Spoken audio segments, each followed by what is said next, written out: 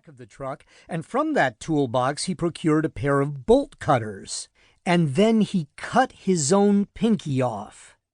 After that, he walked back into the hospital and had them do the rest, bandaging, cauterizing, whatever. He paid a lesser bill, having done the hard work for them. Then he went home and got back to work. He'd often torment children with the pinky finger. He'd hold up one of his still complete fingers and say, "Pull my finger," except instead of ripping a beefy fart, he'd quickly switch to the pinky finger and scream, making the children think they had, in fact, pulled off half of his finger. This is merely a sampling of his stories. Every day he told some kind of story, just like we all do. He might tell us what happened on the way home from work, something his own father did. That time he jumped a creek bed in a snowmobile with my mother riding on the back, and they flipped and somehow didn't get a scratch on them. That time he got lost in the Colorado wilderness while hunting an elk. On and on, story after story. And they were riveting.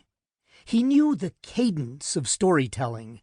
He had a feel for hooking you with the promise of something interesting, and then there was always a little twist, a little turn. He presented the tales just right, just so, like the perfect bowl of porridge in the bear cottage. He didn't keep you waiting too long, but he didn't blurt it all out either.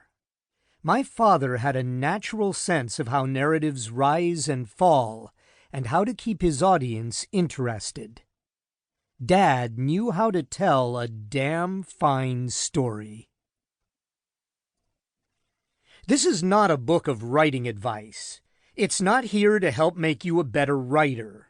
Rather, it's here to help you become a better storyteller. Nothing wrong with writing advice.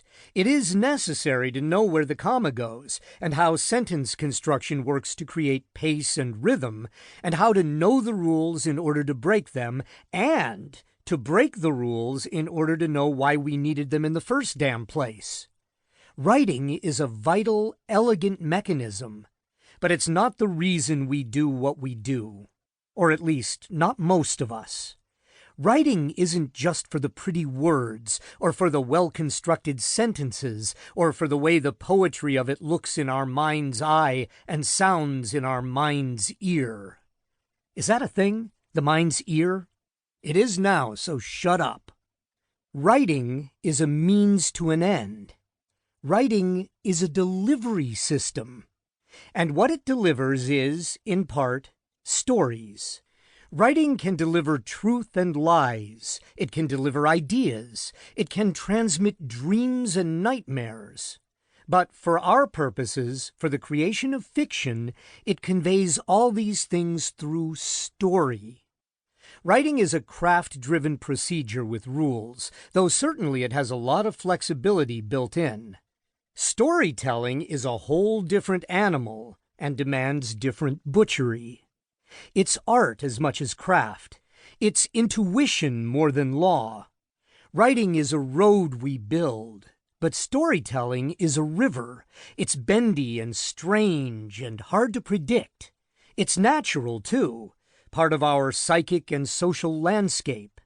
It's why we sometimes feel like our stories and the characters in those stories are not precisely in our control. Like we are no more than an antenna receiving narrative signals from some funky tail-spinning trickster god out there in the galaxy. We speak of inspiration and muses like they're exterior forces and we're just their puppets. The truth is far more crass and crafty, I find. If you wait for inspiration to show up, you'll never get the work done. Sometimes you just have to start telling the story. The act of writing, of telling the tale, is also the act of laying traps, and it is in these traps that we capture our muses. In other words, we capture them. They don't capture us. I've had the good fortune in my career to have written across a variety of media. I've written a bunch of books, some comics, a handful of film and TV scripts, including a short film that premiered at Sundance, and a digital...